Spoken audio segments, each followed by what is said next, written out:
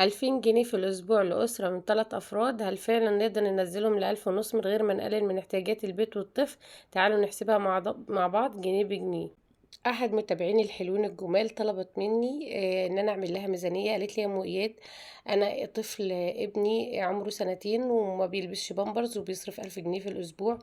فقلت لها طيب ممكن تقول لي عدد افرادكم وانتوا بتصرفوا كام، الدخل الشهري او الدخل الاسبوعي بتاعك؟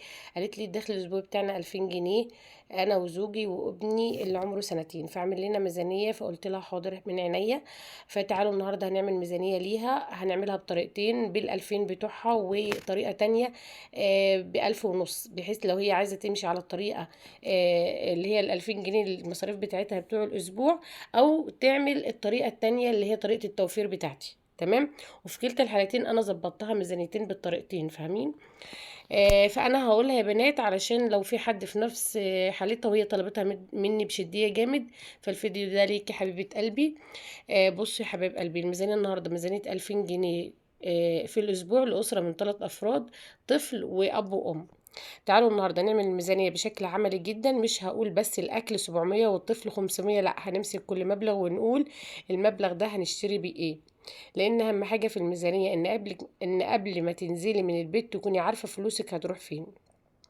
اول حاجه ميزانيه الاكل هنخصص لها يا بنات 700 جنيه. هنقسم ال 700 جنيه لاكتر من جزء. طبعا 250 جنيه للبروتين، يعني ممكن نشتري مثلا فرخه حسب سعرها وحجمها، طبق بيض، او جزء من المبلغ نجيب بيه لحمه او كبده حسب الاسعار والعروض. الفكرة اننا مش لازم نشتري لحمة وفراخ وسمك في نفس الاسبوع، ننوع على مدار الشهر حسب الميزانية. تمام. بعد كده انت طبعا هتجهزي ورقه والقلم يا حبيبه قلبي وتكتبي ورايا. 200 جنيه للخضار والفاكهه، ده اسبوعا، دي في الاسبوع مش في الشهر. مثلا هتجيبي بال 200 جنيه بطاطس وطماطم وبصل وخيار وجزر وخضار للطبخ، فاكهه موسميه، والفاكهه الموسميه بتاعت الاسبوع. تمام. انت طبعا مش هتكتري، مش هروح اجيب 5 7 كيلو طماطم، لا، ده انتوا يعني شخصين كبار والشخص الصغير اللي هو الطفل يعني. ونركز على الخضار والفاكهه الموجوده في الموسم لانها عاده بتكون اوفر يعني. تمام.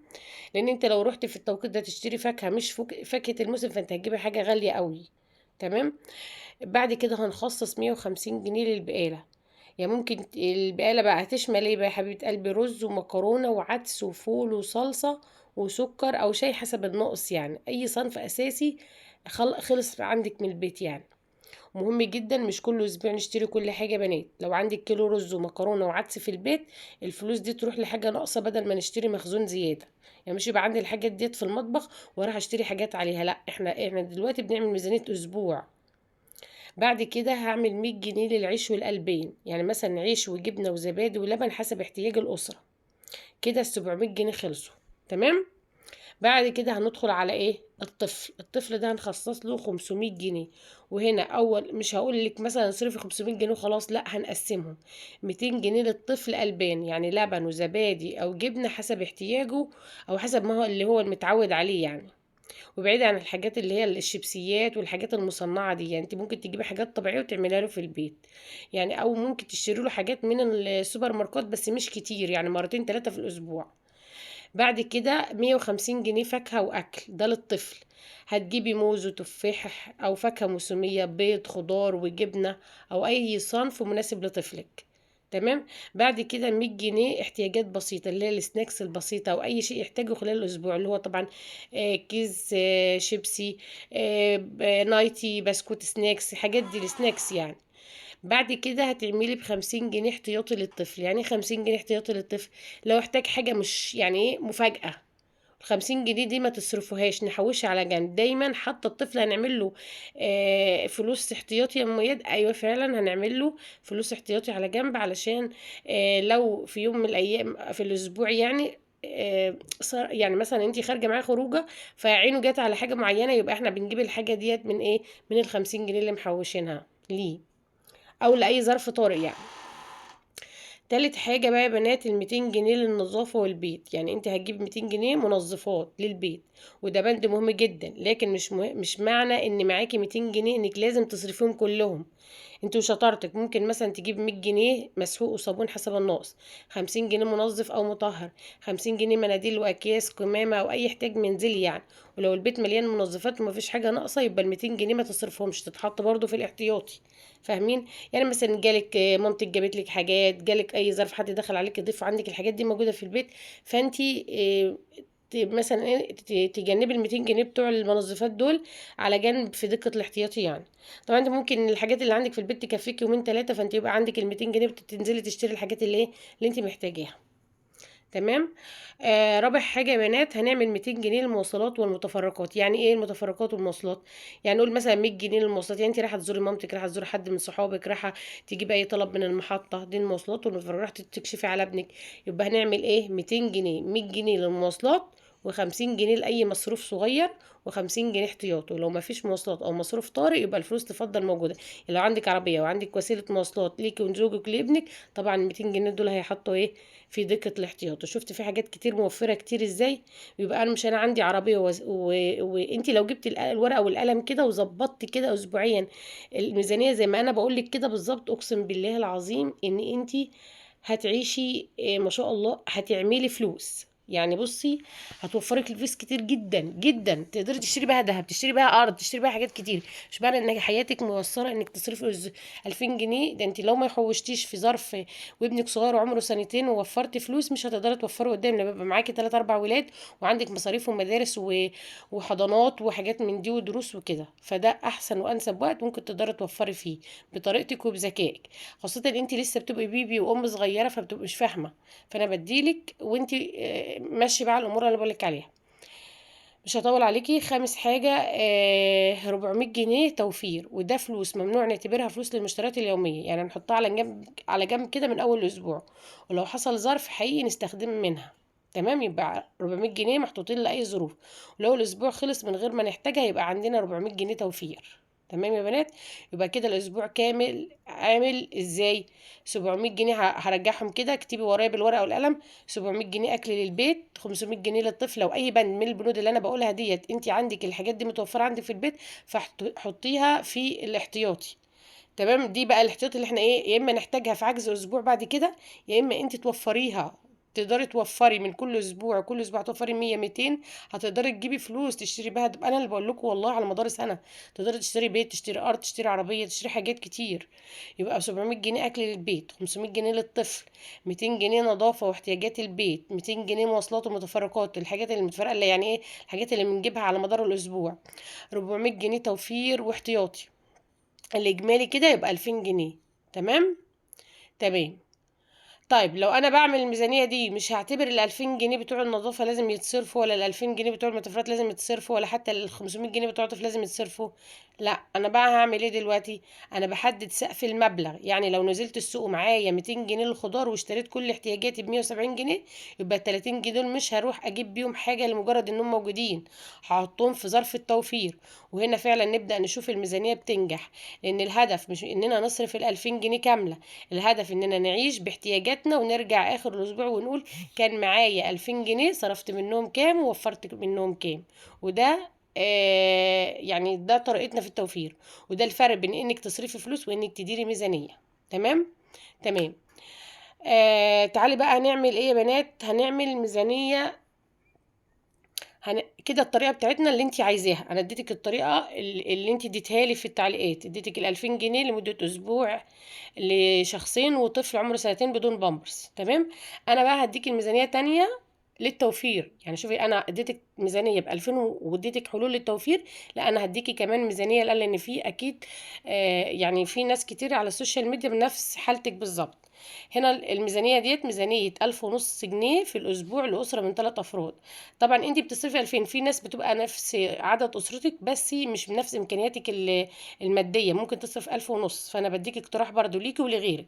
ميزانيه 1500 جنيه في الاسبوع لاسره من 3 افراد. تمام. النهارده هنحاول نعمل ميزانيه اقل من 2000 جنيه. تمام، دي الطريقه التانية. عندنا زوج وزوجة وطفل عمره سنتين، والهدف اننا نوصل ل1500 جنيه فقط في الاسبوع، لكن مش هنقول انها، مش هقولك وفري وخلاص، لا هنمسك ال1500 جنيه ونقسمهم، وكل مبلغ هنقول هنشتري بيه ايه. تعالي يا حبيبة قلبي اقولك. اولا هاتي ورقه وقلم واكتبي اكل البيت ب 600 جنيه، يعني 220 جنيه للبروتين، نختار حسب اسعار الاسبوع. طبعا احنا عارفين يا بنات لما يبقى زوج وزوجه ما بيصرفوش وما بياكلوش كتير زي ما يبقى في اسره كبيره. انا مريت بالحاجات دي، يعني من 17 سنه كان، ولا من 16 كان انا عندي طفل واحد، وبعدين بعدها طفلين ثلاثه. يعني كل المراحل دي انا عديت بيها بتوفير البيت. يعني انا فاكر عليا انا وجوزي وكنت طفله بنتي صغيره كنا بنطبخ نص فرخه، ما بنطبخش فرخه كامله، وكانت بتكفينا غدا وعشاء على فكره. تعالوا بقى اقول لكم، يبقى 220 جنيه البروتين، نختار حسب اسعار الاسبوع. يعني مثلا نجيب فرخه او جزء من الفراخ يكفي اكتر من وجبه. وعلى فكره ممكن تجيبي فرخه وانتي فردين اهو، يعتبر الطفل ده ما بياكلش كتير، هياكل يعني دبوسه مثلا سنتين ما بياكلش يعتبر يعني. الفرخه دي تعمل لي، تقدري تعملي منها كذا وجبه على فكره، طلع منها ستريبس، طلع منها وراك، تعملها منها الصدر عندك، بس تقدري تعملي منه كفته، تعملي منه كل حاجه، انتوا شطارتك. يبقى فرخة أو جزء فراخ يكفي أكتر من وجبة، طبق بيض أو كبدة أو مصدر بروتين اقتصادي. مصدر بروتين اقتصادي يعني إيه؟ زي الايه البيض كده يا بنات. كبدة برضو، أجنحة، تجيبي طبق أجنحة تجنبيه، ده بروتين برضو. طبق رجول جميلة، ودي كوارع كدابة أقسم بالله جميلة أوي، ده أنا بحبها وبطبخها. كيلو ب10 و15 جنيه، تعمليه دي للناس اللي الدخل بتاعهم متوسط. مش لازم كل الأنواع تتجاب في أسبوع واحد. تمام. بعد كده 180 جنيه للخضار والفاكهه، مثلا زي البطاطس والطماطم والبصل والخيار والجزر، كل حاجه عندك. انا بنزل فيديوهات بجيب لها الخضار بيكفينا 15 يوم. بس احنا اسره كبيره، انتي فردين وطفل صغير، فال 180 جنيه هيسوكي، تقدري تجيبي من كل نوع كيلو يكفوك الاسبوع او 2 كيلو حسب الاستهلاك. يعني الطماطم والبطاطس بنكتر منهم لانهم بيستهلكوا كتير، فاهمين؟ نشتري الكميات اللي تكفي الاسبوع فقط، ونختار الاصناف الارخص في الموسم وانت بتشتري. وانتوا شطارتك بتنزلي السوق بتجيبي الحاجات بقى بشطارتك.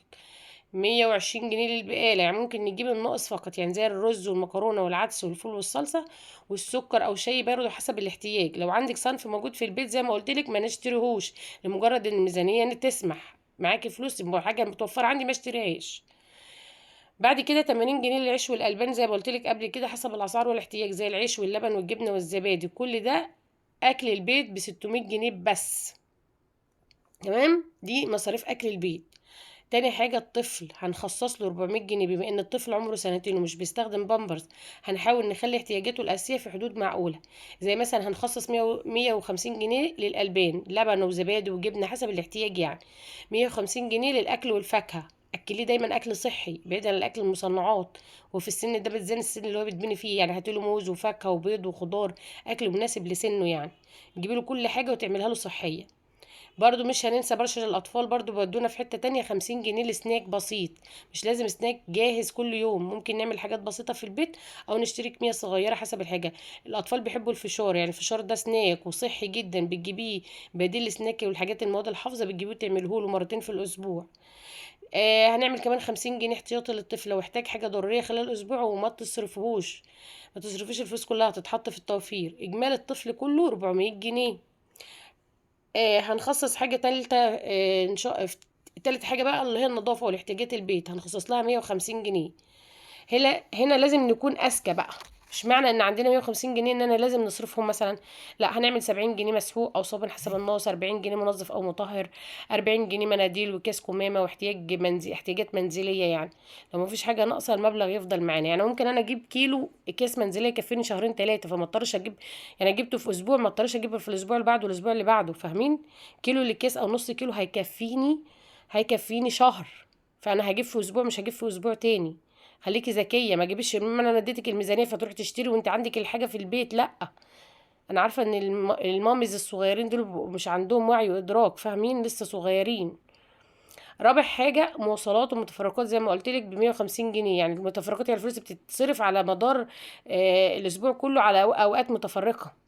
نقسمهم 80 جنيه المواصلات، 40 جنيه لاي مصروف ضروري صغير، و30 جنيه احتياطي. ولو الاسبوع عدى من غير مصروف طارئ الفلوس بتتوفر زي ما احنا اتعودنا يعني. خامس حاجة توفير 200 جنيه، ودي أهم نقطة في الميزانية. أول ما تستلمي يعني الألف ونص، حطي 200 جنيه على جنب على طول، اعتبريهم مش موجودين، فاهمين؟ يبقى معاكي 1300 على طول، اعتبريهم مش موجودين، ولو حصل ظرف حقيقي نستخدمهم، لو ما احتجتهمش يبقى احنا فعلا وفرناهم. يبقى الميزانية كاملة كده بسرعة تعملي كده. جيبي ورقة وقلم وتعملي كده نص خط كده في نص الصفحة، وتعملي المبلغ على اليمين والبند على الشمال. المبلغ 600 جنيه أكل البيت، مبلغ 400 جنيه للطفل، مبلغ 150 جنيه النظافة والبيت، مبلغ 150 جنيه مواصلات ومتفرقات، مبلغ 200 جنيه وتوفير. بعد كده الحصيلة كلها 1500. فاهمين؟ والأجمل من كده لو الأسرة كانت بتصرف 2000 جنيه في الأسبوع وجربت تمشي على 1500، يبقى التوفير هنا ايه؟ 500 جنيه كل أسبوع. يعني تقريبا 2000 جنيه في الشهر، هتوفر 2000 جنيه في الشهر من 8000 في الشهر. ما شاء الله 2000 جنيه، تخيل كل شهر هتوفري 2000 جنيه. يعني ما شاء الله هتجيبي دهب، هتشتري أرض، هتشتري كل حاجات، هتجيبي حاجات تجددي في شقتك. عندك سفرة قديمة، عندك أي حاجة قديمة عاوزة تجدديها خلال الشهر، هتقدري تجددي من كل حاجة في البيت، تخلي بيتك ما شاء الله. لكن اهم شرط ما نقلقش من الاكل الاساسي، وما نوفرش على حساب احتياجات الطفل. احنا بنوفر عن طريق التخطيط وشراء الاحتياجات فقط. يعني استغل الموجود في البيت، وما تشتريش اي حاجه لمجرد ان الفلوس موجوده، وفي اخر الاسبوع نسال نفسنا معايا كام جنيه، وايه اللي اشتريته، وايه اللي كان ممكن استغنى عنه. لان الميزانيه الناجحه مش انك تصرفي 1500 جنيه كله، الميزانيه الناجحه انك تعيشي كويس وتلاقي فلوس فاضله في اخر الاسبوع. تمام. تمام. طبعا بما ان انا بجيب ورقه وقلم ومنزلكم روتين كده وبظبط لكم ميزانيه، والحمد لله يعني على قد ما اقدر، والله بحب اخدمكم. بس اهم حاجه ما تنسوش تنسوني باللايك، بالله عليك اعملي لايك واكسبلور واشتراك في القناه.